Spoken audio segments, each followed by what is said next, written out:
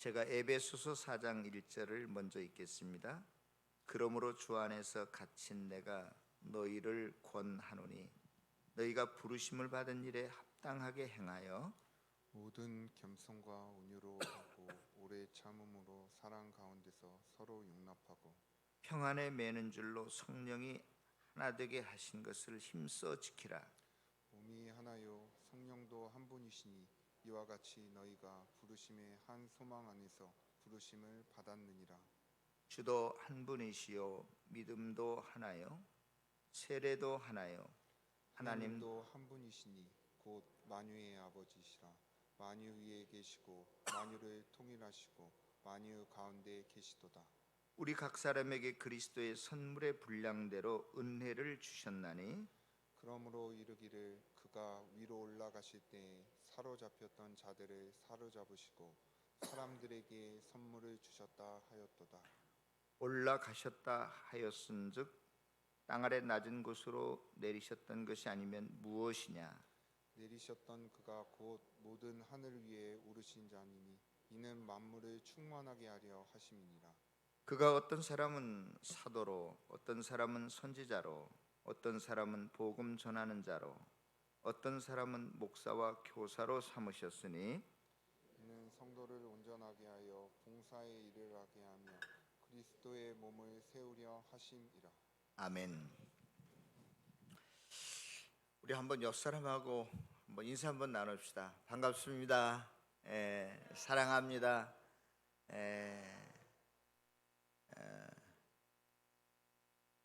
새로운 용어 하나 제가 알려드릴게. 다시 한번 인사하는 거예요. 우리는 행복합니다. 행복합니다. 예, 감사합니다. 실은 지난 주간은요, 교회 역사에서 그냥 쉽게 지나칠 수 없는 굉장히 의미 있는 한 날이 있었습니다. 이게 무슨 날이냐면요, 10월 마지막 날 10월 31일은 종교개혁 주일이라고도 하고 기념일이라고도 해요. 왜냐하면 1517년 10월 31일에 독일의 비텐베르크라고 하는 대학이 있었는데 그 대학에 신학교 교수였고 신부였던 마틴 루터라고 하는 분이 정문에 95개 조항을 정리해 가지고 거기다 딱 방을 경문을 뭐 우리나라로 말할 것 같으면 지금 뭐 대자보를 딱 붙여놨어요. 그런데 그 내용이 뭐냐? 교황은 우리의 죄를 용서하거나 사해 줄 수 없다. 세상이 놀랄 만한 내용이에요.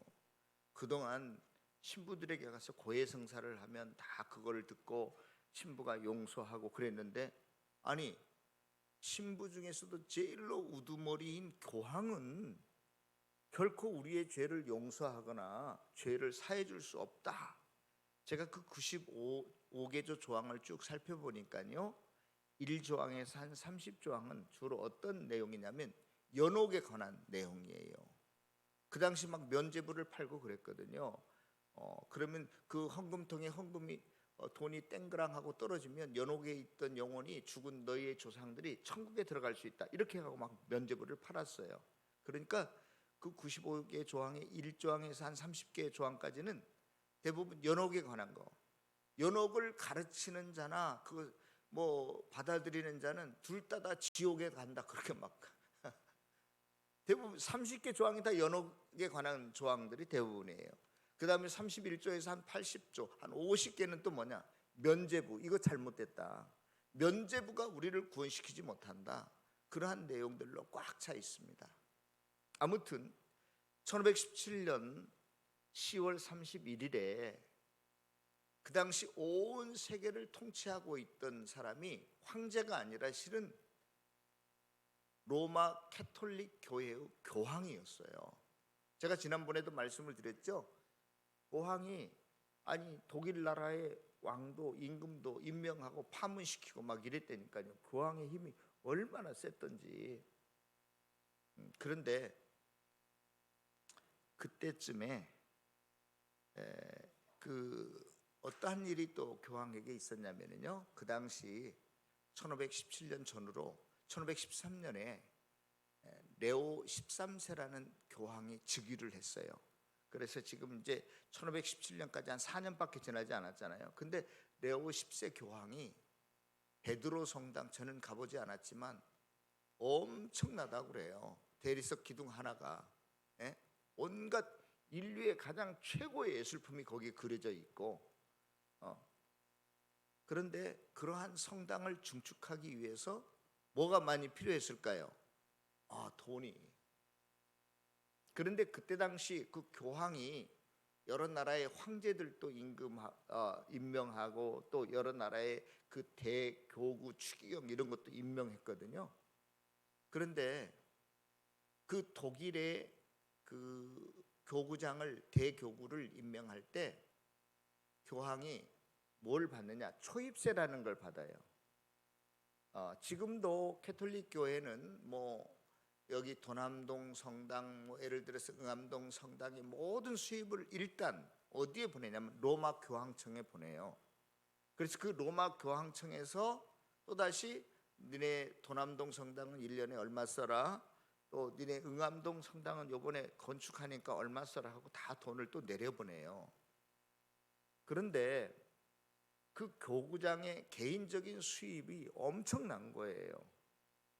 다 보내지 않고 얼마를 떼먹어. 그런데 그 교구장으로 임명하려면 초입세라는 것은 1년분의 세금 비슷한 것을 교황청에 미리 내야 돼. 그러니까 그 엄청난 돈이 없으면 대교구장이 되고 싶어도 될 수가 없죠. 근데 그때 독일에 마인츠라고 하는 그 교구장이 있었는데 그 초입세를 낼 돈이 없으니까 금융업자한테 돈을 무척 많이 빌려요. 그래가지고 교황한테 바치고 대교구장으로 임명을 받았거든요. 자, 레오 10세도 베드로 성당, 그 어마어마한 성당을 증축하기 위해서 돈이 필요했고, 또 이 마인츠 대교구도, 교구장도 뭐예요? 뭐가 필요해? 아니, 은행에 가서 돈을 엄청나게 빌려다가 그 초입세를 냈기 때문에 돈이 필요했어. 그래서 이 두 사람이 짝짝꿍을 해요. 야, 어떻게 하면 수입을 좀 올릴 수 있을까? 그래가지고 번뜩 아이디어가 났는데, 그래, 면죄부라는 걸 우리 한번 만들어봐서 파자. 그 우리가 극장에 가려면 표 사가지고 티켓을 끊어가지고 그 극장 안으로 들어갈 수 있잖아요. 그것처럼 그 티켓을 하나 발행해가지고 이 티켓을 사는 사람은 그 사람의 부모가 연옥에 있다가 천국에 갈 수 있다. 둘이 짝짝꿍 해가지고 그때부터 면죄부를 팔기 시작했어요. 아니, 그렇잖아도 지금 뭐 헌금 내느라고 허리가 휘는 판국에 아니 면죄부까지 팔아먹는다고 여기저기서 이제 그 원성이 들끓어오른 거예요. 그래서 어떠한 의미에서 이 마틴 루터는 내가 제2의 무슨 종교개혁을 일으켜서 신교를 만들겠다, 그래서 그 반박문 95개조를 딱 붙인 게 아니라 니네들 좀 정신 차려라 교황, 한국식으로 이야기하면 뭐 개신교로 이야기하면 니네들 총회장 좀 정신 차려라, 그러한 뜻에서 그걸 붙였어요. 그런데 그게 일만만파로 번져가지고 모든 유럽 교회들이 다 알게 돼버린 거예요. 그럼 그렇지, 신앙생활을 이따위로 해서 되겠고 또 이렇게 교황들이 이렇게 교회가 부패해서 되겠는가? 그때 당시에 교회의 기록을 보면요, 한 서너 가지가 큰 이슈였어요. 하나는 뭐냐? 로마 캐톨릭 교회가 교황이 아들에게 교회를 세습하는 문제예요. 여러분, 아무 놀라지 않는데 교황은 결혼하지 않는 사람들이에요. 아니, 그런데 교회를 누구한테 세습해 준다고? 자기 아들한테. 그런데 드러내놓고 그렇게 할 수 없잖아요. 죄송합니다만은 네포티즘이라는 단어가 있는데, 네포라는 것은 네피우, 조카와 그 다음에 그 뭐라 그럴까, 편애라고 하는 단어가 합쳐져서 네포티즘이라는 단어가 만들어졌는데, 조카 사랑, 그런 단어인데요. 실은 그 조카가 누구냐? 자기 친아들이야. 아니, 교황이 돼가지고 내가 아들이 있어 그러면 안 되잖아요. 교황은 그런데 이제 조카로 입적을 시켜가지고 조카한테 그 자리를 물려주는 거예요. 실은 자기 아들이었어요. 교회가 이렇게 썩어 빠졌습니다. 가톨릭 교회가. 물론 지금 우리 교회도 마찬가지지만 예? 여러분 그 당시 13세기에 한 예를 들자면 갑자기 생각이 안 나는데요. 제가 적어온 것 같은 죄송합니다. 베네딕토 9세라고 하는 교황이 있었어요. 근데 그 교황은 145대 교황, 147대 교황, 150대 교황이에요. 또 놀라지 않는데 여러분들 교황은 내가 한번 임명이 되면 종신형이 아니라 종신직이에요. 죽을 때까지 그 교황직을 임명하는 거란 말이에요. 그런데 어떻게 된 건지 145대 교황, 147대 교황, 150대 교황, 아니 교황을 살아서 세 차례나 역임했단 말이에요. 왜 그런 줄 아세요? 145대 때 교황이 됐어요. 근데 살다 보니까 교황이 돈이 좀 필요해. 그래가지고 교황 자리를 돈 받고 다른 사람한테 팔아. 에? 그리고 또 다시 자기가 사가지고 147대 교황이 돼. 좀 지내다 보니까 이번에는 결혼을 하고 싶네. 그래서 또 팔아. 그리고 나중에 또 결혼해가지고 150대 교황이 돼요. 난리 버거지가 일어나는 거죠. 이렇게 썩을 대로 썩어버린 중세 캐톨릭 교회였단 말이죠. 뿐만이 아니라 또 다른 이슈가 하나 있었는데 그것은 뭐냐면 성직자들의 무지예요. 영적 무지, 신학적 무지입니다. 그 베네딕토 9세 같은 경우에는 그러면 처음 교황이 됐을 때 나이가 몇 살이었느냐? 어떤 사람은 12살, 20살 이렇게 말해요. 12살이든 20살이든 온 세계 교회를 책임질 수 있는 만한 그런 나이가 아니잖아요. 그런데 어떤 가문의 영향 때문에 그렇게 교황이 되고 돈 많다고 교황이 되고 결혼하고 싶다고 교황을 자리를 팔아먹고 또 돈이 좀 더 있어야 되니까 교황 자리를 이런 식의 그 문제뿐만이 아니라 그렇게 되다 보니까 교황 자리뿐만이 아니라 추기경 대교구 이러한 직을 관직 매매가 아니라 성직 매매, 돈 받고 팔고 사고 하는 거예요. 그러니까 교회의 부패는 곧 누구의 부패예요? 성직자들의 부패였어요. 단순히 신학적 이런 것뿐만이 아니라 그 당시 그렇게 성직을 사고 팔다 보니까 모든 성경은 올게이트역이라고 하는 것은 대중화된 그런 뜻인데 그러한 성경 원래 이제 성경이 히브리어하고 헬라어로 되어 있지 않습니까? 그런데 4세기에 그 헬라어 히브리어를 더 이상 안 써요. 헬라 제국이 멸망했잖아요. 그래서 로마 제국의 언어인 라틴어를 쓰게 되는데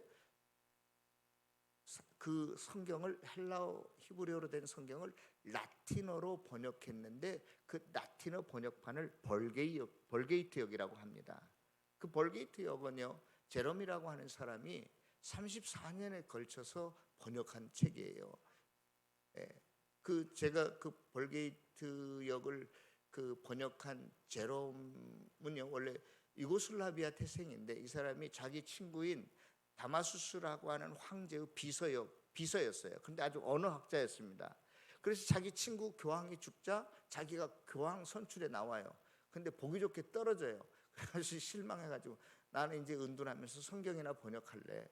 그래가지고 지금도 예루살렘에 가면 예수님 탄생교회 기념교회를 지어놨는데 그 지하 동굴에 내려가면 조그마한 동굴이 하나 있어요. 거기에 성경책이 펴있고 이게 뭐예요? 물어봤더니 제롬 동굴이래요. 왜 제롬이 여기 있어요? 여기 와서 34년 동안 신구약 성경을 라틴어로 번역한 장소라서 그렇게 조형물을 만들어 놨더라고요. 아무튼 그 이후로 이 성경이 라틴어로 번역이 됐는데 문제는 뭐냐?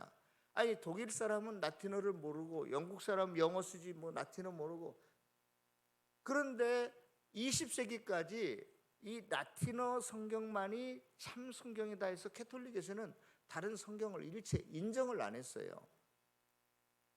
그런데 이 성직을 이렇게 매매하다 보니까 라틴어 실력도 없는 사람들이 겨우 읽을 줄만 알고, 우리도 이제 신학교 갈 때 기본적인 선수 과목이라는 게 있어가지고 헬라어, 히브리어, 라틴어를 기본적으로 해야 되거든요. 저도 읽고 쓸 정도밖에 안 되지 뭐 해석하고 그런 걸 잘 못해요.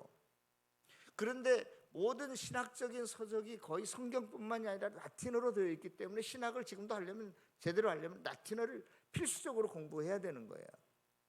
그런데 그 당시 신부들이 라틴어를 잘 모르니까 성경을 읽을 수 있어요, 없어요?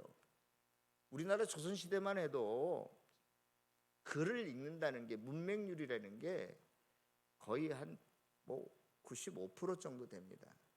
지금부터 500년, 600년 전 유럽 이야기인데 그때 유럽 사람들이라고 별 볼 일 있겠어요? 귀족들 위에는 거의 다 글을 못 읽어. 아니 그런데 남의 나라 라틴어 글을 어떻게 읽겠어요? 그러니까 나도 몰라 너도 몰라. 그러니까 성직을 돈 주고 사가지고 주교들이 아무렇게나 설교해도 그런가 보다, 그렇게 이해할 수밖에 없잖아요. 여러분, 왜 성당에 가면 우리 개신교회는 성화가 없는데 그렇게 성화가 많은 줄 아세요? 글을 모르니까 그림이라도 그려놓고 스테인레스 이런 데 다 그게 성경적인 내용이잖아요. 예수님이 승천하는 거랄지 오병이의 기, 이렇게 다 그 스테인레스라도 보고 성경 내용을 좀 알라, 그런 뜻에서 그렇게 캐톨릭에는 스테인레스 이런 데다 성경 내용을 다 그려놓은 거예요. 성화가 발달되고. 아무튼 이런 현상들이 계속 이어집니다. 그래서 로마 캐톨릭 교회가 정말로 썩을 대로 썩어서 더 이상 참을 수 없는 상황이 됐어요. 그래서 그 촉발점, 시발점과 같은 날짜가 언제냐? 1517년 10월 31일 루터가 그 비텐베르크 대학 정문에 그 경문을 붙인 거예요. 그것이 시발이 돼서 이제 들불처럼 어떤 개혁의 의지들이 유럽 전교에 퍼져가게 되는데, 그래서 교회 역사가들은 이 10월 31일이 유럽 교회의 절반이 제2의 출애굽을 한 날이다, 이렇게 평가를 합니다. 자, 여러분, 이 종교 개혁주의 굉장히 중요한데요. 그래서 저는 지난 주간에 초에 한국 교회가 지금 종교 개혁 당시 교회가 부패하고 성직자들이 부패하고 이런 현상이 오늘 한국 교회에도 현대에 그대로 나타나 있다고 보는 거예요. 세계에서 제일 큰 감리교회가 한국에 있습니다. 그런데 그 교회가 지금 부자 세습을 하고 있어요. 끝났어요. 한국의 제일 큰 교회 중에 하나라고 할 수 있는 장로교회가 그 부자 세습이 문제 때문에 굉장히 시끌벅글합니다. 뭐 지금 해결이 됐는지 잘 모르겠어요. 제 친구 중에 하나, 자기 아버지가 우리 교단의 총회장이었는데 대구의 큰 교회인데 지금 버젓이 하고 있어요. 뭐 통합, 우리 합동, 뭐 감리교 뭐 할 거 없이 한국 교회의 부패상 잘못되어진 것은 이 교회의 목회자들이 잘못되었기 때문이다. 오늘날 신교도 1500년대 종교개혁 시대에 구 캐톨릭 교회나 다를 바가 뭐가 있냐, 이런 거예요. 한국에 미안하지만 뭐 다 그런 건 아니지만요, 미국의 대형 교회들 좀 이름 뭐 여러분들에게 밝히기가 좀 죄송하긴 하지만 예를 들어서 한 가지만 이야기하겠습니다. 조엘 오스틴 목사님 같은 경우에는 긍정의 뭐 힘인가요? 그런 책으로 한국 교회 너무나도 많이 알려져 있어요. 혼자 개인 비행기 타고 다니고 뭐 그 달라스에 가면 뭐 굉장히 큰 저택이 있고 그렇다고 그래요. 자기 집에 비행장이 있대. 그런데 그 신학적 사상이 뭐냐? 예수 믿으면, 하나님 믿으면 복 받는다는 거예요. 저도 인정합니다. 그런데 문제는 내가 하늘은 뭐 잘 모르겠어요. 뭐 죽어서 천국, 이 땅에서만 내가 잘 먹고 잘 살게 해주세요. 승승장구하고 내 아들 딸들이 좋은 대학 들어가고 다 판검사되고 이런 식의 현세적인 축복만을 이야기해요. 이게 큰 문제라는 것이죠.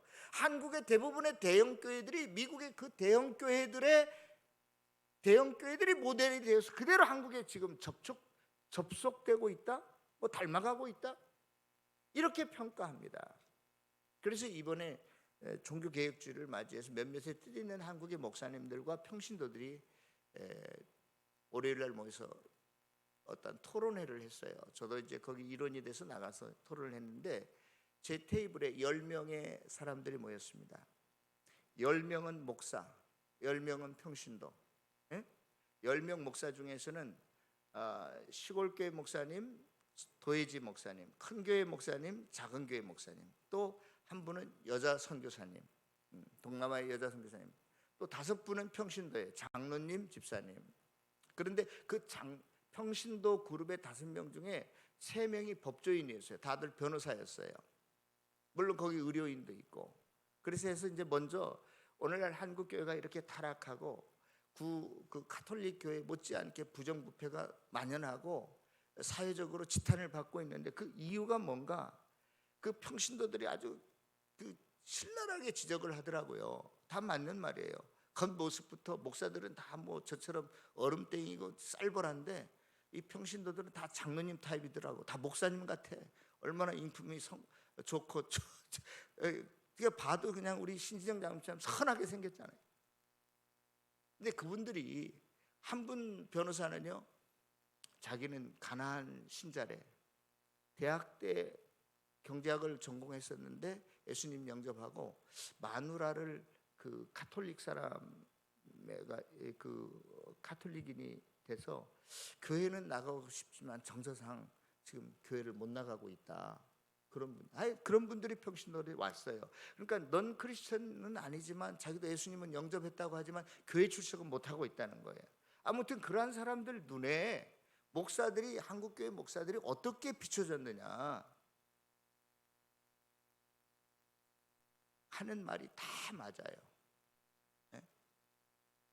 그래서 우리가 얼굴이 빨개져 가지고 아무 말도 못하고 목사 5명은 계속 올소이다. 맞습니다. 뭐 변명의 여지가 없어요. 괜히 거기서 변명해봤자 구차한 변명밖에 안 되니까. 하면서 결론이 뭐냐, 종교개혁 시대의 그 교황과 대교구 이러한 교구장들이 타락한 것처럼 목사들이 그렇게 타락했다. 맞습니다. 옳습니다. 그런데 이제 거기 이제 일단락이 되고 이제 목사들이 발언할 기회가 됐어요. 우리 다 인정한다. 정말로 나를 포함해서 정말로 한국 교회가 썩어 들어가고 있다. 그런데 하면서 시골교회 목사님이, 평신도들은요, 우리는 가톨릭 그 교황인데 당신들은 우리보다 더 큰 교황이요 그러더라고. 그러면서 뭐 목사들 순종도 안 하고 성경대로 바르는데 우리가 교황이라면 당신들은 교황 위에 있는 교황이다. 제가 뭐 여러분들 욕하는 것 같아서 제가 이제 그 이야기는 안 하겠습니다. 나름대로 불만이 많은 거예요. 그래서 교회가 싸우는 거예요. 교회의 모습이 어느 교회 쳐놓고 평안한 교회가 별로 없고, 교회를 비판하는 거 보면 평신도들이 다 맞아요. 그런데 한 가지 우리가 결론은, 그러면 성경에서 말하는 교회의 모습은 뭐냐? 그 변호사들이요, 말 잘하는 변호사들이 무슨 사회과학적, 무슨 뭐 인문학적 책을 한 줄 읽고 와서, 한 권 읽고 와서 이래야 되는데, 교회도 평등하고 뭐 공정하고 상식이 있어야 되고 이러한 요구를 다 하는데 맞다. 그런데 그게 과연 하나님이 원하시는 교회냐? No. 이 세상의 민주주의는 그래요. 세상의 법칙은 상식적이야, 공정해야 되고 평등해야 되고 그런 게 자유스럽고 그런 게 맞아요. 그런데 성경에서 말하는 교회의 모습은 그럼 어때야 되겠는가? 그 이야기가 바로 에베소서, 오늘 저와 여러분들이 함께 읽은 4장의 내용입니다. 에베소 전체는요, 거듭난 그리스도인들이 뉴 소사이어티, 어떠한 사회를 이루어갈까가 주제예요. 특별히 4장은 한 세 부분으로 나눌 수 있는데 4장 1절에서 6절까지는 교회, 성경적인 교회의 특징 중에 하나는 첫째, 하나가 돼야 된다. 그 다음에 6절에서 12절, 7절에서 13절까지는 뭐냐? 너희들이 어떤 사람은 사도로, 어떤 사람은 복음 전하는 자로, 어떤 사람은 뭐 교사로, 이렇게 다양하게 우리의 몸은 하나이지만 눈, 코, 입기 여러 신체 조직이 있듯이 다양성을 좀 인정해 줘라. 마지막은 너희들이 그럼에도 불구하고 거기에 만족하지 말고 그리스도의 장성한 분량까지 이루어가라. 이런 게 이제 주된 핵심이에요. 그래서 제가 여러분들에게 성경적인 교회가 뭘까, 교회상이 뭘까, 제가 가정교회를 하는 이유 중에 하나는 뭐 여러 가지 많은 디테일한 것들이 있지만 성경적으로 한번 해보자는 거예요. 성경에서 설계해 놓은, 디자인해 놓은 교회의 모습이 어떤 모습인가, 그것이 가정교회가 아니겠는가라고 하는 것이에요. 예. 그런데 이 시간에 제가 그 하나됨과 다양성을 이렇게 한번 여러분들에게 소개하고 싶습니다. 성경적 교회의 모습이 어떠해야 되는가. 수학에서 죄송하지만 수렴과 발산이라는 용어가 있는데 그 통계학에서 나오는 건데 그는 꼭 수학에서만 나오는 게 아니라 그것을 일반적인 어떤 사회 통념상 여러 가지 현상을 이해하거나 적용하는데 그 단어를 많이 쓰잖아요. 수렴이라고 하는 것은 한 점으로 여러 모아지는 것을 수렴이라고 하잖아요. 발산은 뭐예요? 안에 있는 거, 뭐 예를 들어서 내 안에 무슨 향기나 냄새나 뭐 에너지가 있으면 사방으로 뿜어져 나오는 걸 우리가 발산이라고 하잖아요. 그래서 지금 에베소서에서 성경적인 여러 가지 많은 특징이 있지만 특별히 4장 전반부에서는 하나됨이라고 하는 것은 그러한 수렴과 같은 것이다, 그런 뜻이에요. 지난 주일에 여러분들, 우리가 예수를 믿고 거듭났어도 서로의 미움과 갈등이, 분열이 있을 수 있거든요. 그럴 때 우리가 성경은 하나되라고 이야기하는데 어떻게 해야 되겠는가? 지난 주일에 어느 조장 한 분이 삼각형 이야기를 해주셨어요. 우리 조원들에게. 어떤 이야기냐면 그 월트 트루빗이라고 하는 미국의 가정교회 사역자가 있는데 그 사람이 I'll married you, 나는 너와 결혼하였다, 이란 책을 썼는데 그 내용에 삼각형 이야기가 나와요. 삼각형은 세 개의 꼭지점이 있잖아요. 예? 그런데 나와 네가 아무리 가까워진다고 해도, 하나가 된다고 해도 이 삼각형의 특성을 잃어버려요. 예? 그래서 이 삼각형을 유지하면서 어떻게 우리가 하나가 될 수 있는가? 우리 사이 이 집사, 김 집사, 박 집사가 대충 조율하고 적당하게 타협하고 다수결로 해결하는 게 하나됨이 아니라 성경적 하나됨이라는 것 잘 보세요.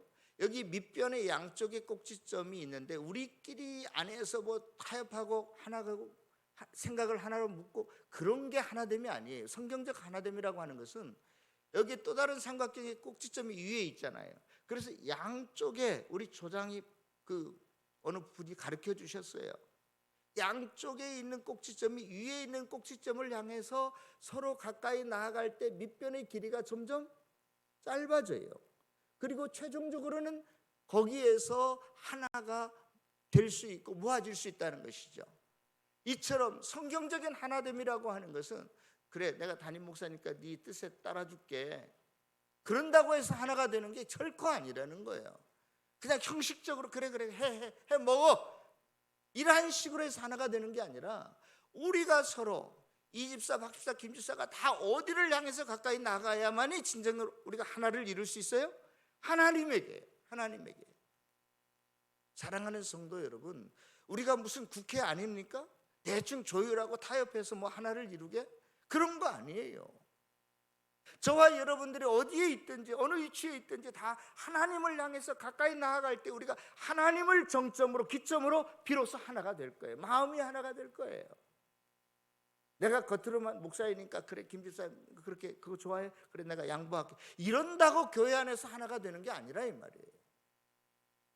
저와 여러분들이 진정한 교회가 개혁되어지고 하나됨이라고 하는 것은 다 누구에게 가까이 나아가는 거다? 우리 안에서 서로 가까워지는 것도 물론 중요할 수 있겠지만 우리가 다 하나님에게 점점 가까이 나아가는 것, 하나님을 닮아가는 것, 하나님의 뜻이 무엇인지 그 뜻에 순종하고자 하고 주님의 인격을 닮아갈 때 우리가 진정으로 하나 될 수 있음을 믿을 수 있기를 축원합니다.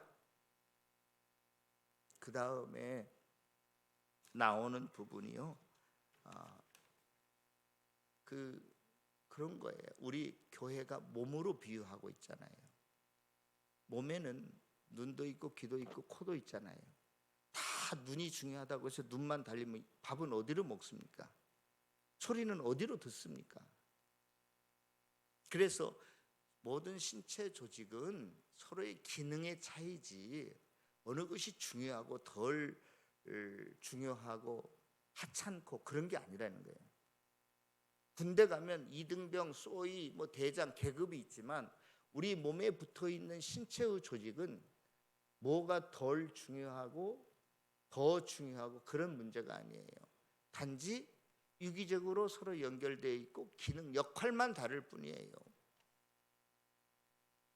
그런데 여러분, 여기 밖에도 우리 가정교회 삼축 네 기둥을 적어놨지만 거기에 보면 뭐라고 기록됐냐면 목사는 성도를, 오늘 본문에 보십시오. 다 같이 한 절만 읽어볼까요?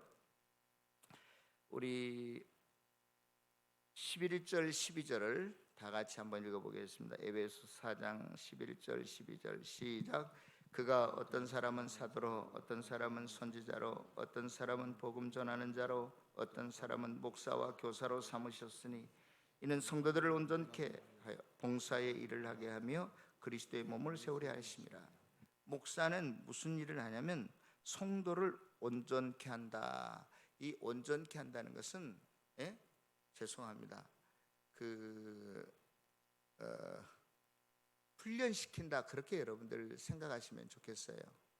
그래서 목사는 여러분들을, 목자 목녀들을 훈련시키고 여러분들을 신앙적 훈련시키고 잘 가르치게 하는 거예요.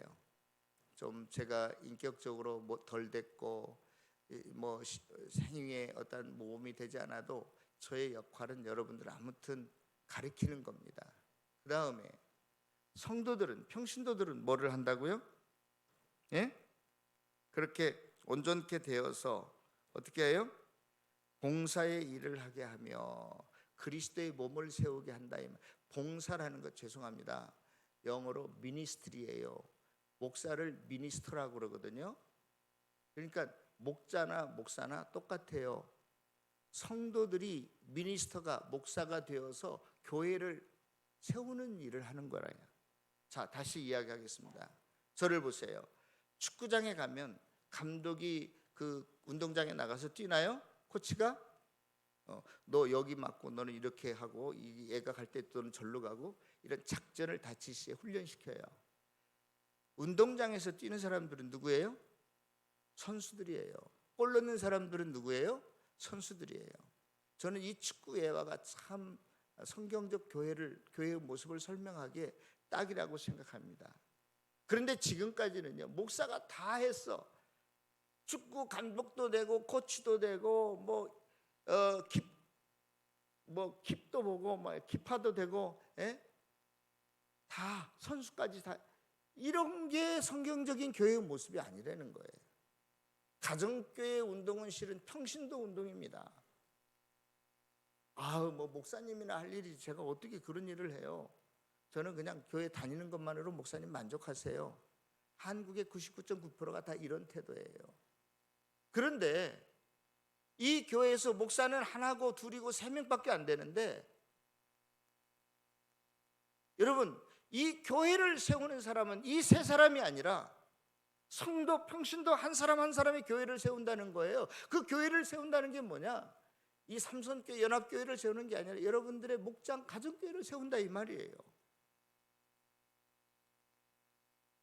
제가 어저께요, 우리 목자 목녀들하고 같이 함께 가정교회 세미나를 다녀왔거든요.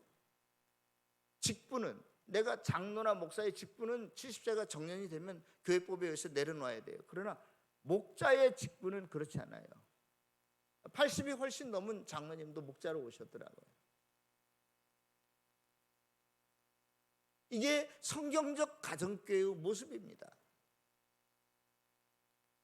사랑하는 성도 여러분, 우리가 정말로 교회의 모습을, 제대로 된 모습을 찾아가려면 성경 속에서 찾아갔으면 좋겠어요.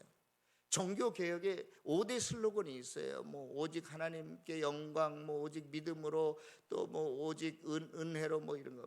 근데 그 중에 가장 중요한 첫 번째 슬로건이 뭔지 아세요? 솔라 스크립트라, 오직 성경으로.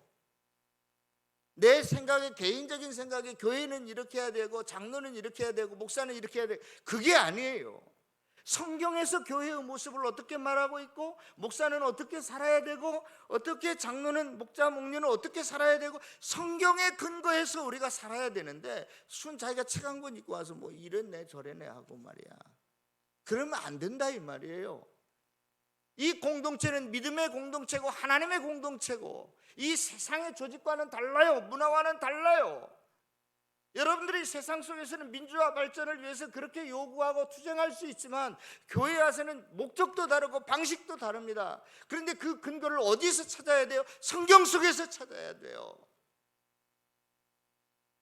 성경을 떠나서 자 인간적인 생각으로, 내가 이번 월요일 날요 변호사들하고 토론을 열중히 했는데, 그 변호사들은 다 성경적 지식이 좀 적어서 그러니까 다 일반적 상황, 상식 속에서만, 법 조문에 의해서만 이야기를 한단 말이에요.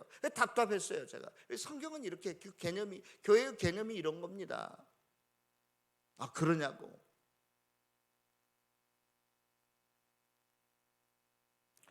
사랑하는 성도 여러분, 그런데 제가 이것을 아는 것이 중요한 것이 아니라, 저는 이것을 안다고 하면서 실천을 못한 목사였지 않나 하는 생각을 해봐요. 제가 아는 그 지인 중에 목회도 하면서 평일에는 그 상담 심리사로 일하는 분이 계십니다. 그분이 지난주에 이런 이야기를 했어요. 자기가 상담실을 운영하는데 초등학교 6학년 그 여학생이 한 1년 전부터 상담실에 오게 됐대요. 그래서 교회를 모르고 예수를 모르는 그 내담자니까, 너 시간 나면 가까운 교회 나가라 그래서 교회를 출석하게 됐어요. 한 1년 동안. 그런데 이 초등학교 6학년 여학생은 어떤 여학생이냐, 갑자기 전화해가지고, 친구나 엄마한테 전화해가지고, 나 뭐 여기 아파트 위에요 뭐 이렇게 가슴을 막 덜컥덜컥 내려앉게 하는 그런 아이예요. 손목을 칼로 그어가지고 막 자살 소동을 일으켰던 이런 아이야. 그러니까 이제 상담실에 온 거예요. 그리고 그 엄마도 같이 교회 나갔는데, 이제 목사님들을 위해서 기도해 주는가 보다. 그래서 이제 그 교회를 나갔는데, 그 이야기 내용을 다른 사람에게 하지 않고 이제 그 초등부 목사님에게 이야기를 하셨나 봐요. 그 부모가 우리 애가 지금 이런 상태다. 그런데 어느 날 이 아이가 복도에서 초등부 담당 목사님과 개인적으로 만날 기회가 있었는데, 초등부 담당 목사님이 갑자기 생각이 났던지, 야 너 그러면 안 되지, 이제 그렇게 이야기를 했어요. 왜요? 야 너 엄마를 힘들게 한다며. 뭔데요? 너 막 자살하려고 그런다며. 너 자살하면 용서 못 받아서, 용서할 기회가 없으니까, 하나님께 용서받을 기회가 없으니까 너 지옥 가. 아무 말도 아이가 못하고, 이제 또 일주일에 한 번씩 상담실에 오는데, 상담실에 와서 상담 선생님이 목사님인 줄 아니까 그 이야기를 그대로 하면서, 선생님 저희 목사님이 그렇게 교회에서 말할 때 목사님 얼굴에 침 뱉고 싶었어요 그러더라는 거야. 왜냐하면 이 아이는 1년 전에 아빠가 그렇게 자살해서 돌아가시는 걸 목격한 아이예요. 그런데 거기에 아이가 신경이 예민해져서 한청이 들리는 거예요. 한청이. 아빠 목소리로 너도 죽어, 너도 죽어. 그럴 때마다 자살 충동을 느낀다는 거예요, 얘가. 그래서 이 심리 검사를 해보니까 뭐 여러 가지 많은 문제가 이제 나와서 그렇게 하면서 자기가 상담한 사례를 하나 이야기해 줬어요. 제가 결론을 조금 이따 말씀드릴게요. 또 한 가지 사례를 이야기해 줬는데, 그 목사님이 50대 여자 권사님이에요. 그런데 이 권사님은 어떠한 문제가 있었냐면 이제 목사님, 자기가 목사님, 상담사가 목사니까 다른 목사님이 그 목사님한테 찾아가 봐라 해서 이제 오신 여자 권사님이셨대요. 근데 6년 동안 환청을 이 권사님도 계속 들은 거예요. 그래서 이제 교회를 통해서 이제 왔기 때문에 이제 특별히 이제 뭐 다른 이야기가 필요 없었고, 왜 자꾸 소리가 들리는가 그랬더니 다른 때는 괜찮은데 집에만 들어가면 그 소리가 들린다는 거예요, 환청이. 그래서 무서워서 집에를 못 들어가고 집 주위에서 뱅뱅 돌다 보니까 권사님이 갈 데가 어디가 있으시겠어요? 교회나 교회 기도실밖에 없는 거예요. 그래서 거의 이제 늘마다 교회 기도실에 와서 살다시피 하는 그런 권사님이셨는데, 그 교회가 조금 큰 교회인가 봐요. 담임 목사님이 한 분이고 부목사님이 12분, 목사님이 13분 계시는 교회인데, 복도에서 권사님이 기도하고 나오실 때마다 만나는 목사님들마다 권사님 기도합시다, 마음을 굳게 먹으세요, 다 하나님이 해결해 주실 거예요, 하나님은 능력의 하나님이에요, 기도 좀 더 해봅시다, 이런 소리를 6년 동안 듣고 있었던 거예요.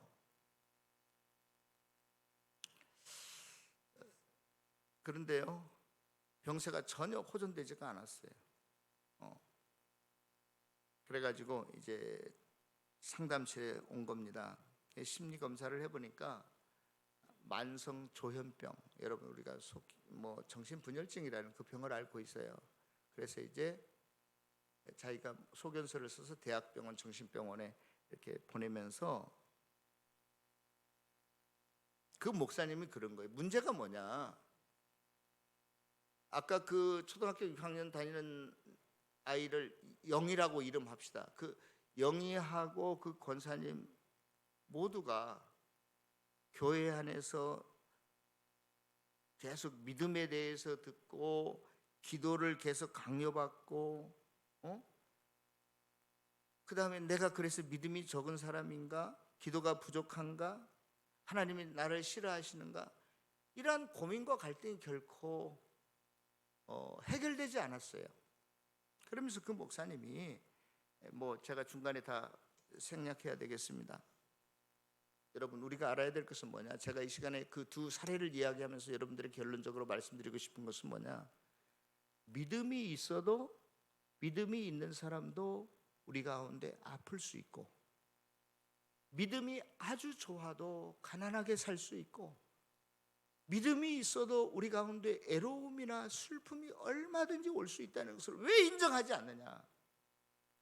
저는요, 어저께 우리 조장 부부들하고 함께 목장 연합 수련회 갔었는데, 그 사군자 성격 유형을 테스트했어요.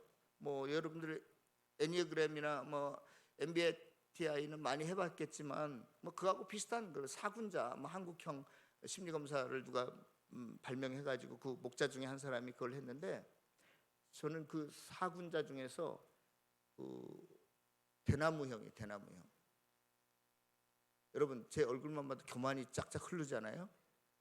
예? 그렇잖아요. 예? 쌀벌하잖아요. 찬 기운이 냉랭하잖아요, 지나만 가도. 예? 그런 형이야, 대나무형. 예? 예? 아무리 태산이 높다 해도 하늘 아래 메이로다, 다른 사람 우습게 보고 교만의 극치를 달리는 그러한 성격 유형을 가지고 있어요. 이런 사람이 목사 되면 절대로 안 돼요. 왜냐하면 자기의 폼이 딱 있어가지고 이 기준에 안 맞으면 다 그냥 우습게 여겨지고 마음에 안 들고 신경질 내고 짜증내고, 이런 형이 제 성격 유형이다. 예? 맞아요. 100% 저는 맞아요. 여러분들 좀 이해하고 앞으로 저를 대해 주세요. 그래서 교회 안에서도 내가 설정해 놓은 어떠한 기준 틀에서 어긋나면 너무너무 내가 힘들어. 예? 그런데 제가 오늘 본문을 준비하면서 지금 보세요. 성경적 교회의 모습은 하나님께서 어떤 사람은 목사로, 사도로, 복음 전하는 자로, 여러 가지로, 고린도전서 12장에 보면 은사도 한 사람에게 다 주지 않고 어떤 사람은 통역하는 은사람, 애언하는 은사람, 병 고치는 은사를 다 골고루 나눠주잖아요. 이것은 꼭 은사가 11가지만 있다, 21가지만 있다, 그런 걸 말하려고 하는 게 아니라 은사에는 다양한 은사가 있다. 다양성을 말하는 거예요. 쟤는 성격상 다양성이 인정이 안 돼. 아니 여기다가 치약을 넣는 자리면 항상 여기다 놓아야지. 나는 이 치약 옆에만 있어도 내 눈에 안 들어오는 형이야. 너무나 규격화되어 있어가지고 신경질 나. 어떨 땐 짜증나. 막 도저히 못 참겠어. 왜 치약이 여기 있어야지 여기 싱크대에 가 있냔 말이야. 예? 이런 형이에요. 그런데 제가 오늘 본문을 성경적 교회는 그런 사람이 있구나. 저도 상담학을 공부하면서 그런 걸 이론적으로는 공부했는데 실제가 안 되는 거예요. 성격 유행 그렇게 처먹었으니까. 그렇게. 예?